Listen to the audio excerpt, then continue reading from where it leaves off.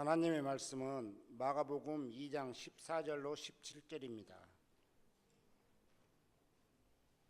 마가복음 2장 14절로 17절입니다. 제가 봉독하겠습니다. 또 지나가시다가 알페오 아들 레이가 세간에 앉아 있는 것을 보시고 그에게 이르시되 나를 따르라 하시니 일어나 따르니라. 그의 집에 앉아 잡수실 때 많은 세리와 죄인들이 예수와 그의 제자들과 함께 앉았으니 이는 그러한 사람들이 많이 있어서 예수를 따름이러라.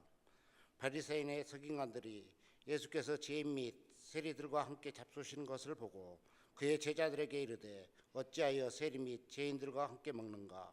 예수께서 들으시고 그들에게 이르시되 건강한 자에게는 의사가 쓸데없고 병든 자에게라야 쓸데있느니라.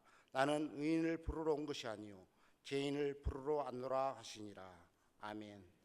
이 예배를 위해 중등부 학생들과 교사 선생님들 나오셔서 찬양하시겠습니다.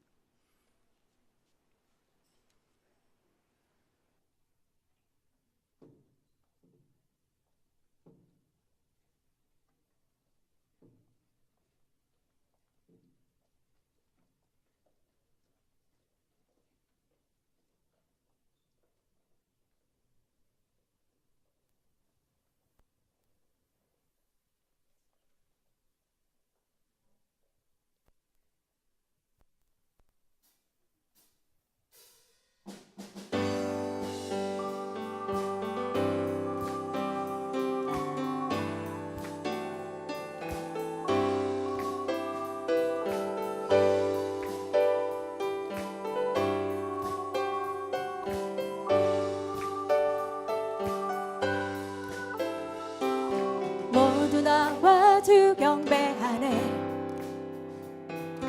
인도하신 부르심 따라 우리의 힘과 계획을 내려놓고 주님만 바라보네. 생명 주신 주 우리와 함께 허물과 죄 고백함으로 주님의 얼굴 전심으로 구할 때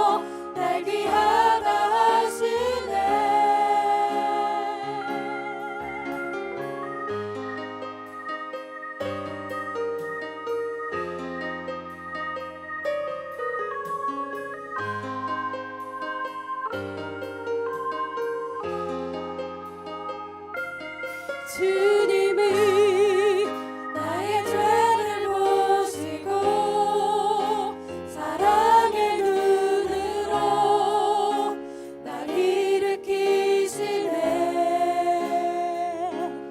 바다를 잠잠하게 하시듯 내 영혼의 폭풍 고요케 하시네. 나로 인함이 아닌 주가 행하신 일로 나의 행함이 아닌 오직 주로 인하여 나는 오늘 피었다지니 이름 없는 꽃과 같네. 바다에 있는 파도 안개와 같지만 주는 나를 붙드시고 부르짖음 들으시며 날 귀하다 하시네. 나는 오늘 피었다지니 이름 없는 꽃과 같네.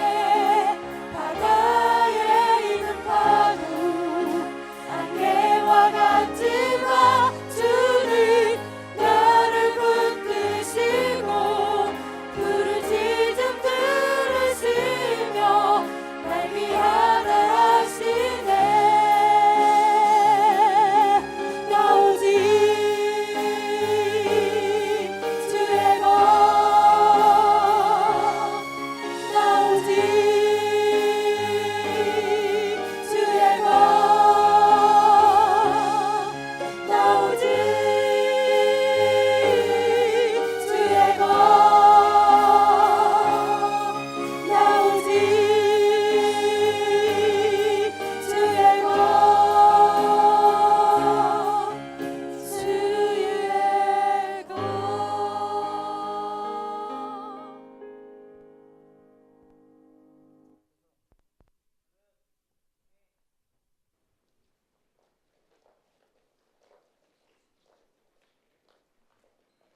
이 시간 이경훈 목사님께서 삶을 흔드는 부르심이라는 말씀으로 강론하시겠습니다.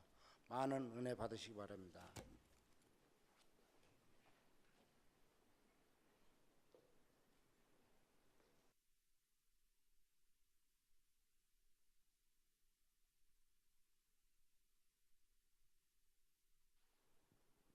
네, 됐습니다. 또 나왔습니다. 오늘 중등부 헌신 예배로 드리고 있습니다. 여러분들 이제 중학생들 보시면 어떠세요? 네, 무서운 애들입니다. 이 중학생들 무서워요. 좋은 의미로도 무섭고 그렇습니다. 이게 요즘 애들 등치가 커가지고요. 우진이 왔니? 우진이 같은 애들이 한 대여섯 명 이렇게 모여 있는데 밤에 이렇게 저 혼자 가다가 애들이 아저씨 그러면 깜짝 놀랄 것 같아요. 저 아저씨 아닌데요. 그리고 막 도망갈 것 같아요. 중등부 애들 이제 무섭고, 그리고 또 한편으로는 이 아이들이 순수하기 때문에 여러 가지 이제 격동의 시간을 보내고 있지만 누구보다도 순수한 세대라고 말할 수 있습니다. 10대들이요 다. 그래서 하나님께 한번 헌신을 하면 그 어느 세대보다 더 순전하게 헌신을 하는 세대가 또 중학생들이기도 해요. 그래서 선교제에 나가서 보거나 같이 전도를 하다 보면 깜짝 놀라요. 어른들이 하지 못하는 일을 그냥 해버려요. 그것이 바로 이 중등부입니다. 이 중등부들이 오늘 다 헌신을 하겠다고 나왔어요. 다 헌신을 했습니다. 우리 이제 중학생들 부모님들, 여러분의 자녀들이 헌신을 했습니다. 어떠세요? 기분이? 네. 우리가 이제 헌신이다 해서 헌신 예배를 드리고 있는데, 헌신이다 그럼 첫 번째는 이제 하나님의 부르심이 있어야겠죠. 근데 헌신이다 하면 우리가 좀 부담감을 느낄 때가 있습니다. 왠지 헌신한다 이러면 뭐 다 포기해야 될 것 같고, 내가 하고 싶은 거 못 할 것 같고, 갖고 있는 것도 완전히 다 뺏길 것 같고, 부담스럽고, 이런 것이 헌신이라고 느낄 때가 많이 있습니다. 그런데 예수님께서 우리를 부르시는 그 부르심은 그런 부르심이 아닙니다. 예수님을 만난 사람이 감격으로 걸어갈 수 있는 길이 이 부르심에 응답하는 그 길인데, 오늘 이 마가복음 말씀을 통해서 그 내용들을 한번 보도록 하겠습니다. 누군가가 우리를 부른다. 부를 때 우리는 당연히 거기에 대해서 반응을 하게 되어 있죠. 뭐 이름을 부른다거나 직함을 부른다거나 부를 때 우리는 반응을 하게 되어 있습니다. 근데 이제 누가 부르느냐에 따라서 조금 이제 반응이 달라지긴 하죠. 근데 만약에 내가 정말 좋아하는 사람이 나를 불렀다, 내가 사랑하는 사람이 나를 불렀다, 그러면 이제 좋은 거죠. 근데 나랑 좀 관계가 불편한 사람이 나를 불렀다, 그러면 기도가 나오는 거예요. 주님, 이게 어찌된 일입니까? 여러 가지 환경과 상황에서 누군가 우리를 부릅니다. 매일매일의 삶 속에서 우리는 이것을 경험을 합니다. 그런데 부르심이 하나에, 이 부르심 한마디로 우리의 존재가 누구인지가 다 드러나고, 그 다음에 이 부르심 때문에 내가 그동안 살아왔던 삶의 방식이 바뀌고, 또 이 부르심 때문에 주변 사람들의 시선이 따갑지만 그것을 아랑곳하지 않고 다른 삶을 살게 되고, 이 부르심을 받은 나를 생각을 해보니까 나 같은 사람이 이런 부르심을 받을 수 있나? 뭐 이런 막 여러 가지 한꺼번에 이런 것을 경험하게 되는 부르심은 우리 일상에서는 없습니다. 딱 한 가지가 있다면 바로 예수님께서 우리를 부르실 때 이 모든 것이 동시에 일어나는 겁니다. 예수님께서 우리를 부르실 땐 우리의 존재가 확인되어지고 우리의 삶이 변화되어지고 사람의 시선에 아랑곳하지 않고 또 다른 어떤 모험을 걸게 되고 하는 것, 이것이 바로 부르심입니다. 예수님들이 사람들을 부르실 때는요, 어떤 특정한 상황이나 어떤 특별한 사람만을 부르시지는 않아요. 일상을 살고 있는 사람들을 부르십니다. 죄인들도 그 죄의 현장 가운데 부르시고요, 그렇지 않은 사람도 그 일상 가운데 부르시는 그 부르심이 있습니다. 그런데 그게 굉장히 능력이 있는 부르심이죠. 오늘 이 본문에 나타난 부르심은 예수님께서 한 사람을 부르시는 그 내용이 기록이 되어 있습니다. 오늘 본문의 14절을 보면, 또 지나가시다가 알페오의 아들 레위가 세관에 앉아 있는 것을 보시고, 이렇게 시작을 하죠. 알페오의 아들 레위를 부르십니다. 이 사람이 누구냐? 마태입니다. 마태를 부르시는 겁니다. 예수님께서 세리였던 마태를 부르시는 겁니다. 뭐라고 하셨느냐? 나를 따르라. 그럼 앞뒤 뭐 이지가 없어요. 그냥 따라와라. 끝입니다. 거기에 이제 마태가 반응을 하게 되죠. 마태도 바로 그냥 따라 나서요. 뭐 이것저것 계산하거나 재지 않습니다. 여기서 이 부르심에 대한 능력을 경험하게 돼요. 두 가지로 생각을 해보면, 하나는 이 마태의 인생이 완전히 송두리째 바뀌었고요, 그 다음에 이 부르심을 통해서 예수님의 그 사랑이 얼마나 조건이 없는 사랑이고 얼마나 한이 없는 사랑인가, 그것을 알게 되는 그 부르심이 두 가지의 의미가 있습니다. 오늘 본문에 보면 마태도 역시 그렇죠. 세관에 앉아 있어요. 그러니까 자기가 하던 일을 하고 있었던 겁니다. 어떤 특별한 그런 환경이 아니라 그냥 늘 세리의 일을 하던 그 일들을 하고 있었던 모습을 볼 수가 있습니다. 세관에 앉아서 무엇을 했느냐? 세금을 걷었어요. 너무 간단하죠. 세관에 앉아서 세금을 거둔 겁니다. 로마로 가는 물건들이 있어요. 로마에다 갖다 바치는 거죠. 참 어두운 시절이었습니다. 그래서 로마에다가 모든 거, 곡식, 옷감, 생선 이런 것들을 다 항구를 통해서 보내는데, 한마디로 말하면 통행세를 받는 거예요. 이 세리들이 이 항구에 앉아서 통행세를 받는 겁니다. 그래서 로마로 보낼 것, 그 다음에 이 세리들은 자기의 직속 직원들이 있었어요. 직원들 월급도 줘야 됩니다. 그리고 나서 자기도 먹고 살아야 되잖아요. 그러니까 자기 것도 챙겨요. 그러니까는 일반 백성들한테, 사람들한테 걷는 돈이 어마어마했던 거예요. 나도 가져야 되고 월급도 줘야 되고 로마에도 보내야 되고, 이거 감당할 수가 없었던 겁니다. 그리고 이게 때에 따라 달라져요. 정해지는 세율이 아니라 그때그때 달라지는 겁니다. 그러니까 이 백성들이 얼마나 고통스러웠겠어요. 이 세리라는 직업을 가진 사람들은 한마디로 공공의 적인 거예요. 얼마나 믿겠습니까? 여러분 같으면 이렇게 주의 사랑으로 사랑합니다 이렇게 할 수도 있지만, 이 세리는 미운 거예요. 진짜 피를 빨아먹는 것 같은 그런 사람이었죠. 마태가 그 일을 하고 있었습니다. 그래서 이 세리들은 법정의 증인으로 세우지도 않았대요. 그 말을 신뢰하지 않았던 거예요. 세리 같은 사람 진짜라고 해도 그 말을 내가 듣지 않겠다. 그리고 어떤 때는 성전에도 못 들어오게 하고 심지어 심하게는 세리들이 만진 물건을 부정하다고 사람들이 싫어하고 만지지 않고 가까이 가려고 하지 않았대요. 그만큼 이 세리가 얼마나 사람들에게 미움을 받는 직업이었는가, 그런 것들을 알 수 있죠. 근데 예수님은 이 세리를 부르신 거예요. 다 싫어하고 피하고 싶고 어떻게 보면 양심이 있는 걸까 싶은 이 한 사람을 예수님께서는 부르시는 겁니다. 그냥 멀리서 이리 와라 부르신 게 아니라 그 일상으로 들어가셨어요. 그 세금을 걷고 있는 그 현장에 직접 가셔서 그 현장에서 마태를 불러내십니다. 예수님의 부르심이 바로 이런 특징이 있습니다. 여러분, 예수님이 우리를 부르실 때 우리의 삶의 현장에서 일상 가운데서 우리를 부르실 때가 굉장히 많이 있어요. 우리가 막 40일 금식을 하고 막 이렇게 몸부림을 쳤을 때 하나님께서 우리에게 말씀해 주시고 예수님이 불러주시는 것이 아니라 우리가 하루하루 살아가고 있는 그 일상 가운데서 예수님이 우리를 불러주실 때가 굉장히 많이 있습니다. 이 마태가 지금 예수님의 부르심을 받고 이제 예수님과 동행을 하는데요, 출발부터 순조롭지가 않아요. 일단 예수님의 부르심을 받고 따라 나섰는데 주변의 시선들이 만만치가 않은 겁니다. 15절과 16절 말씀입니다. 그의 집에 앉아 잡수실 때 많은 세리와 죄인들이 예수와 그의 제자들과 함께 앉았으니 이는 그러한 사람들이 많이 있어서 예수를 따르미러라. 바리새인의 서기관들이 예수께서 죄인 및 세리들과 함께 잡수시는 것을 보고 그의 제자들에게 이르되 어찌하여 세리 및 죄인들과 함께 먹는가? 이렇게 기록이 되어 있죠. 사람들이 이제 조롱하기 시작한 거예요. 빈정거리기 시작한 겁니다.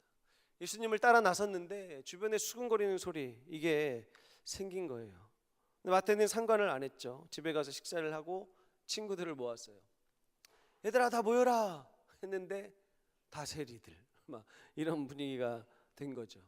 여기서 이제 죄인들이라고 표현을 했는데 뭐 이 사람들이 죄인이다 이것이 아니라 이제 바리새인들이 볼 때 죄인이라고 정죄를 했던 이제 그 사람들, 그 표현을 한 겁니다. 그들이 볼 때 다 죄인들인 거예요. 이렇게 가서 모여서 음식을 먹고 있습니다.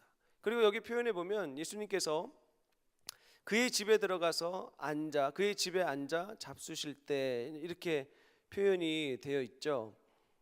예수님께서 제자들과 함께 앉아 계시다. 여기서 이 앉는다는 단어의 쓰임을 보면 이것은 그냥 이렇게 의자에 딱 앉는 이런 게 아니라 그 당시의 문화, 다리를 이렇게 쭉 펴고 어떻게 보면 팔꿈치로 바닥에 대고 이렇게 편하게 앉는 자세를 말할 때 쓰는 그런 앉다라는 단어입니다. 그러니까 예수님께서 격식을 차린 것이 아니라 그 세리들과 굉장히 자연스럽게 계신 거예요. 그냥 거의 눕다시피 해서 계신 거예요. 그냥 스스럼 없이 격식을 따지는 자리가 아니라 정말 친구같이 가까운 사람같이 그들과 함께 그렇게 앉아 계셨던 겁니다. 정말 완전히 녹아져 있는 모습이에요. 그거를 바리새인들이 보고 뭐라고 하기 시작을 한 겁니다. 저렇게 죄인들과 어울리다니, 저렇게 더러운 세리들과 어울리다니, 이렇게 된 거죠. 여기에도 은혜가 있습니다. 우리 죄를 용서하시고 우리를 사랑하시는 주님의 마음이 담겨 있는 것이죠. 그 사랑의 모습이 그대로 예수님의 모습에서 드러나는 겁니다. 죄 지은 게 괜찮다고 말하시는 건 아니에요. 죄는 반드시 대가를 치러야 합니다. 그건 분명해요. 그런데 이제 그들과 함께 하심으로 너희 죄가 끊어질 것이다. 이것을 직접 몸으로 보여주시는 겁니다. 내가 너희의 죄를 씻을 것이다. 내가 너희의 죄를 다 감당할 것이다. 이것을 몸소 보여주신 것이 바로 이 내용입니다. 그리고 예수님께서 이렇게 말씀을 하시는 거죠. 이제 나를 따라와라. 내가 너희를 인도할 것이다. 이것을 말씀해 주신 겁니다. 주변에서 이제 조롱하는 소리들에 대해서 예수님께서 다시 한번 대답을 하세요. 17절 말씀을 보겠습니다. 예수께서 들으시고 그들에게 이르시되 건강한 자에게는 의사가 쓸데없고 병든 자에게라야 쓸데있느니라. 나는 의인을 부르러 온 것이 아니요 죄인을 부르러 왔노라 하시니라. 예수님께서 이렇게 말씀을 하십니다. 예수님이 오신 이유가 기록이 되어 있고 또 우리가 살아가야 할 모습이 이유가 여기에 기록이 되어 있습니다. 예수님의 목적은 너무나 분명했어요. 장황하지 않고 간단했습니다. 병든 자를 치유해 줄 의사로 왔다. 예수님께서 이것을 이야기를 해주시죠. 자신이 의롭다고 생각하는 사람이 아니라 스스로 하나님께 인정받을 수 있다고 생각하는 사람이 아니라 정말로 연약하고 죄악 가운데 있고 연약한 모습으로 과거의 모든 것을 청산하고 예수님의 부르심 가운데 기꺼이 따라 나설 사람, 예수님이 필요한 사람, 지금은 여전히 죄악 가운데 있지만 여전히 연약함 가운데 있지만 예수님이 불러주셨을 때 예수님을 믿고 따라갈 수 있는 사람, 그 사람들을 부르러 예수님께서 오신 겁니다. 예수님이 왜 의사가 되실까요? 여러분, 아픈 사람은, 병자들은 병을 고칠 수 있는 사람이 치료를 해줘야 됩니다. 도움이 필요한 거예요. 이거를 한번 생각을 해보겠습니다. 우리가 이제 살다 보면 많이 아프잖아요. 여기저기 많이 아픕니다. 병원에 갔어요. 저 오늘 여기가 이게 좀 아프고 이렇게 좀 너무 힘듭니다. 그때 선생님이 이게 쭉 들으시고 그렇군요. 힘드시겠네요. 화이팅. 재미없어요. 네. 의사 선생님이 이렇게 했다고 생각을 해보십시오. 여러분, 그 병원에 가시겠어요? 의사의 역할이 아니죠. 제가 이해합니다. 저도 아팠던 적이 있어요. 힘내십시오. 같이 이겨냅시다. 의사의 역할은 이게 아니에요. 내가 할 수 없는 것, 의사를 찾았다면 의사는 적극적으로 그 아픈 부분에 개입을 해서 뭔가 치료를 시작을 하는 겁니다. 대안을 제시를 하는 거고, 뭔가 이거 고칠 것을 안내해주고 직접 몸으로 뛰는 거죠. 그게 바로 의사입니다. 예수님께서 그 부분을 설명해 주신 거예요. 나는 죄인을 부르러 왔는데 병든 자들을 부른다. 이 말씀은 죄악 가운데 있는 우리의 삶에 이제 예수님께서 직접 개입을 하셔서 그 죄를 다루시고 씻으시겠다. 이것을 처리하시겠다. 그냥 오셔서 너희는 죄를 졌어, 너희는 죄인이야, 이 얘기를 하러 오신 것이 아니라 죄인들 가운데 오셔서 내가 이제 그것을 새롭게 할 것이다. 이것을 위해서 예수님께서 오신 겁니다. 마태가 이 일을 경험을 한 거예요. 그리고 예수님을 이제 따라 나섭니다. 이 마태의 모습을 보면요, 예수님을 따라갈 때는 감당할 대가가 있다는 것을 알 수가 있고, 또 지불해야 되는 그런 지불하겠다는 의지가 포함되어 있다는 것을 볼 수가 있습니다. 예수님을 믿고 따라 나섰는데 사람들이 놀라지 않아요. 막 욕하기 시작하죠. 수군거리기 시작해요. 오히려 모함을 하기 시작합니다. 그것을 견뎌낼 수 있는 의지와 결단이 필요합니다. 우리도 이런 사람이 필요한 거예요. 여러분, 예수님께서 나를 불러주셨으면 좋겠다.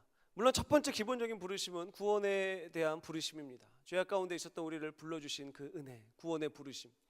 그 다음에 필요한 것은 우리의 다음 남은 생애를 어떻게 드려야 할 것인가. 이것이 중요한 거예요. 우리는 또 이 부르심 가운데 나아가야 됩니다. 주님, 제가 남은 생애를 어떻게 드려야 하겠습니까? 제 남은 인생을 하나님 앞에 어떻게 드리는 것이 맞습니까? 우리는 이 음성을 들어야 합니다. 예수님께서 어떤 것을 보여주셨을 때, 인도해 주셨을 때, 나를 따라와라 하고 말씀을 하셨을 때, 예수님, 제가 가겠습니다. 제가 지금 나이가 이렇지만 가겠습니다. 주님, 제 몸이 이렇지만 가겠습니다. 주님, 제 상황이 이렇지만 가겠습니다. 이 고백을 해야 되는 겁니다. 근데 막 예수님이 나를 따라와라, 가자 그러셨는데, 주님, 중요한 택배가 내일 올 건데 지금은 좀 어려울 것 같은데요. 이렇게 되면은 힘든 거죠. 예수님의 부르심에는 즉각적으로 반응하고 그동안 가지고 있었던 것을 포기하고 출발할 수 있는 그 결단과 힘이 우리에게는 필요한 거예요. 마태에게는 이 모습이 있었습니다. 예수님의 은혜가 또 한 가지 있다면, 예수님께서 예수님을 따라올 만한 사람들에 대한 자격을 물으셨다면 우리 가운데 예수님을 따라갈 사람이 많지가 않습니다. 만약에 기업이 인재를 찾듯이 예수님이 그렇게 우리를 부르셨다면 우리가 어떻게 예수님을 따라가겠습니까? 예수님은 그렇게 부르지 않으셨어요. 우리의 삶으로 들어오셔서 내가 의사로 왔다. 내가 너희를 치유할 것이다. 내가 너희의 구원자다. 나에게 와서 마시고 나에게 와서 누려라. 내가 너를 용서할 것이고 너를 새롭게 할 것이다. 이 부르심 가운데 우리를 초대를 하시는 겁니다. 우리에게는 죄에 대한 추악한 모습이 있습니다. 냄새나는 모습이 우리 안에 있어요. 그런데 예수님 그 가운데 오셔서 우리를 불러주시는 겁니다. 너 가서 죄 좀 어떻게 하고 나한테 와라. 그게 아니에요. 너 성격이 좀 그렇다. 좀 성격 좀 심리치료 좀 받고 나한테 와라. 예수님 그렇지 않으세요. 너 이거 좀 준비가 덜 된 것 같으니까 저희 가서 좀 이거 좀 하고 나한테 오라. 절대 그렇게 안 하세요. 예수님은 내가 다 안다. 나에게 와서 용서함을 받아라. 나에게 와서 씻음을 받아라. 나에게 와서 세임을 받아라. 이게 바로 예수님의 부르심입니다. 이 은혜를 우리가 누릴 수 있으면 좋겠습니다. 우리가 헌신을 생각할 때, 부르심에 대한 응답을 생각할 때 이게 너무 무거운 게 아니에요. 정말로 예수님을 깊이 경험한 사람들에게는 이것이 감격입니다. 더 드리고 싶은 거예요. 나 같은 사람을 불러주신 것에 대한 감사함, 내가 남은 생애를 하나님께 드릴 수 있다는 그 감사함.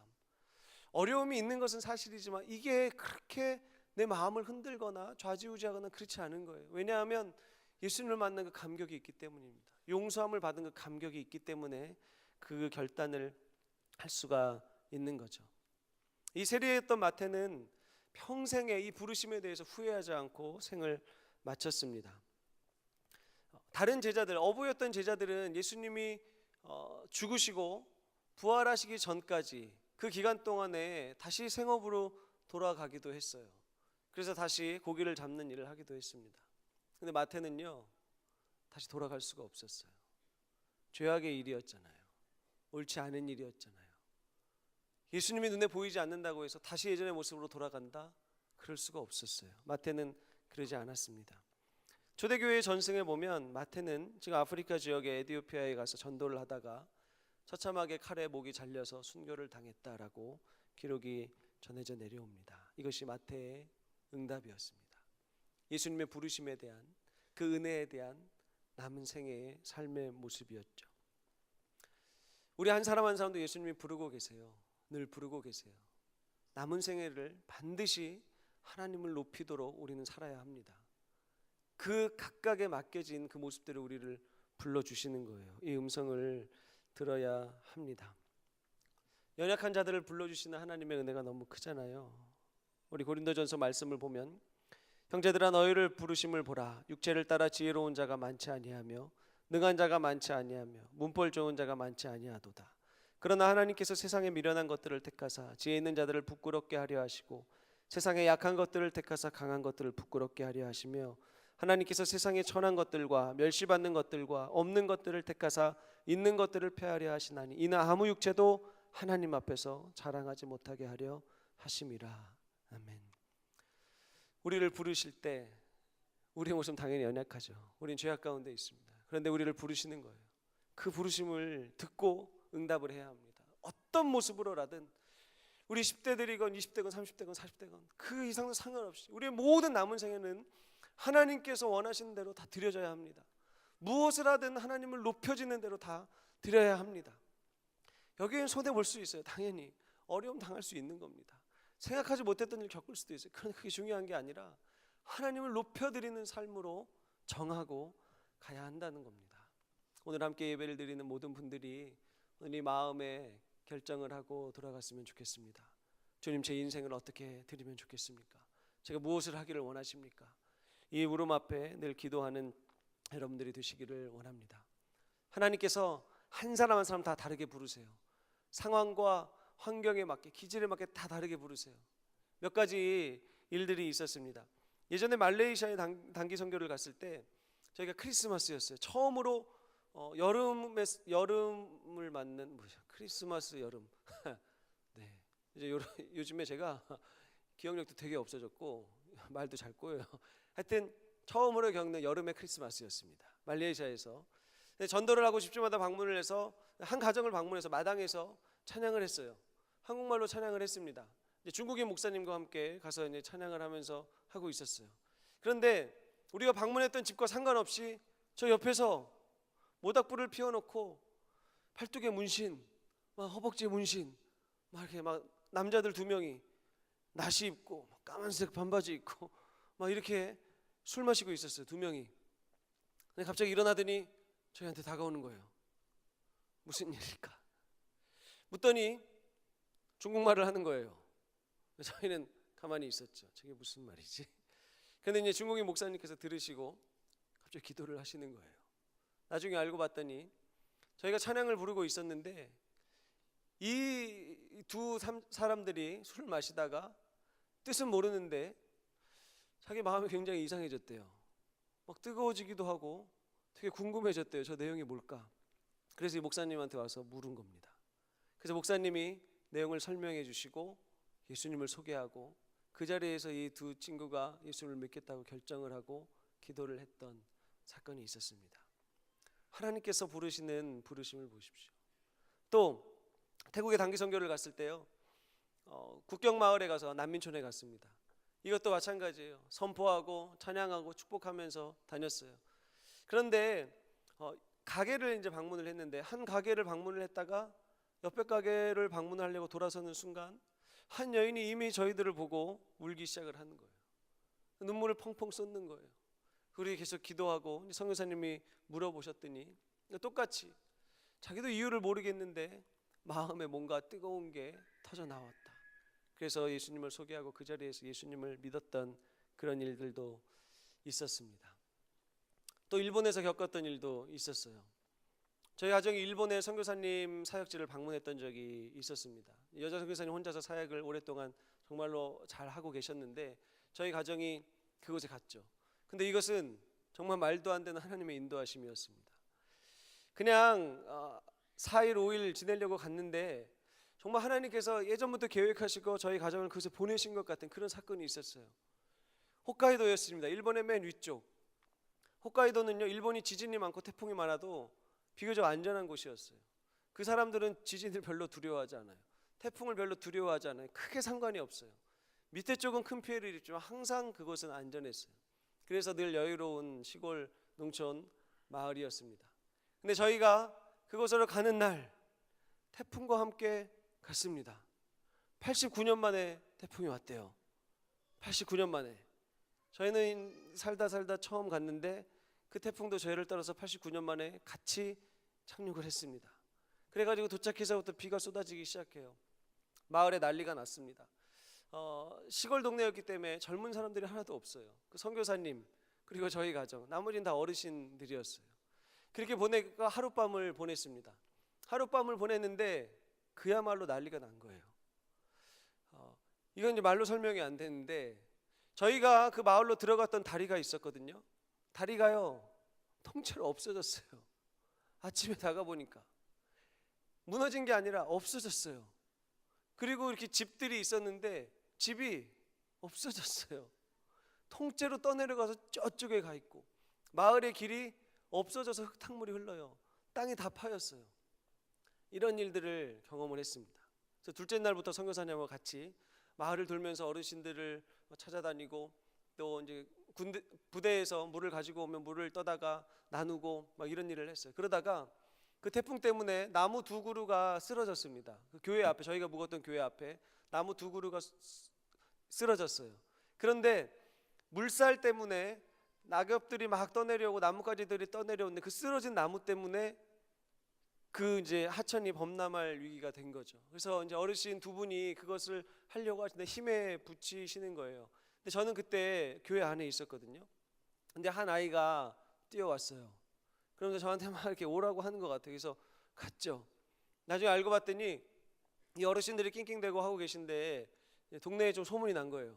저기에 한국에서 온 젊은 남자가 있더라. 이렇게 소문이 난 겁니다. 그래서 얘가 할아버지한테, 할아버지 저기에 한국에서 온 젊은 남자가 있어요. 그래가지고 젊은 남자를 부르러 왔던 겁니다. 그때도 젊었고 지금도 젊지만 하여튼 젊은 남자입니다. 그래서 나무를 이제 같이 세웠어요. 한 그루를 치웠는데 쉽지가 않더라고요. 치웠어요. 근데 그 할아버지가요, 일본 사람들은 좀 예의 바르고 그렇잖아요. 친절한 면이 있습니다. 그런데 유독 그 할아버지 두 분은요, 선교사님이 지난 20여 년 동안 마을을 다니면서 인사를 해도 한 번도 인사도 안 받고 교회 근처에도 안 오시고 말을 걸어도 대꾸도 안 하고 쳐다보지도 않고 다니시던 그 두 분이었습니다. 근데 제가 일단 나무를 한 그루를 옮겼죠. 놀랍지 않습니까? 네, 작은 나무였습니다. 하나가 남았어요. 하나를 딱 잡았는데 잘 안 움직이는 거예요. 힘을 줬어요. 약간 움직였어요. 이제 거의 이제 치울 때 됐는데 그 마을에 어떤 이제 자매가, 이제 교회에 출석하는 자매가 한 명이 있었는데 뭐라고 하는 거예요. 일본말로 뭐라고 하는 거예요. 저는 당연히 못 알아들었죠. 근데 선교사님 옆에 서 계시다가 통역을 해주셨어요. 목사님, 한국 오빠의 힘 좀 보래요. 이렇게 통역을 하시는 거예요. 그 얘기를 듣고 제가 오빠? 힘이 났습니다. 제가 오빠라는 말을 잘 못 들어봤거든요. 제 아내랑도 연애를 오래 했는데 저희는 선교단체에서 만나서 늘 형제님 자매님 이렇게 결혼하기 전까지 뭐 자매님 이렇게 하다가 저 오빠라는 얘기를 한 번도 못 들어봤어요. 근데 갑자기 저도 참 미안. 네. 그 말을 듣고 힘이 나가지고 나무를 한 번에 옮겨버렸어요. 그 다음날 목 뒤부터 여기 허리까지 아래베겨가지고 이러고 다니고 하여튼 그랬습니다. 그리고 나서 그분들이 마음을 열기 시작을 하셨어요. 먼저 말을 걸기 시작하셨고 교회에 제 발로 찾아오기 시작을 하셨고 모임이 있을 때 나타나기 시작을 하셨고 선교사님과 인사를 하고 대화를 하기 시작했습니다. 그리고 작년에 얘기를 들었어요. 마을에 모임이 있대요. 작년에 모였는데 모였을 때도 그 전에 한국에서 왔던 젊은 남자 얘기를 하더래요. 제 얘기를 아직까지 하고 계시답니다. 그분들이 예수님의 부르심을 받고 한 걸음 한 걸음씩 변화되는 이 각 처소에서 각 문화에서 각 나라에서 만났던 사람들 다 환경은 다르고 모습은 다르지만 하나님께서 각 사람을 맞게 신실하게 부르시고 인도해 주시는 그 일들이 있습니다. 그 부르심이 마태에게만 있는 것이 아니라 누군가에만 있는 것이 아니라 저와 여러분에게도 있다는 것, 우리는 이것을 사모해야 합니다. 여러분, 이 부르심 들으시고 남은 생에 이제 갈등하지 마시고 하나님께 다 드리는 우리의 삶 되기를 원합니다. 우리는 마지막 때를 살고 있습니다. 이 마지막 때 예수님께서 더 급하게 우리를 부르세요. 우리를 구원하여 주신 그 부르심에 감사드리고 남은 생애를 정말 후회함 없이 하나님께 다 드리는 저와 여러분 되기를 원합니다. 아멘. 기도하겠습니다. 살아계신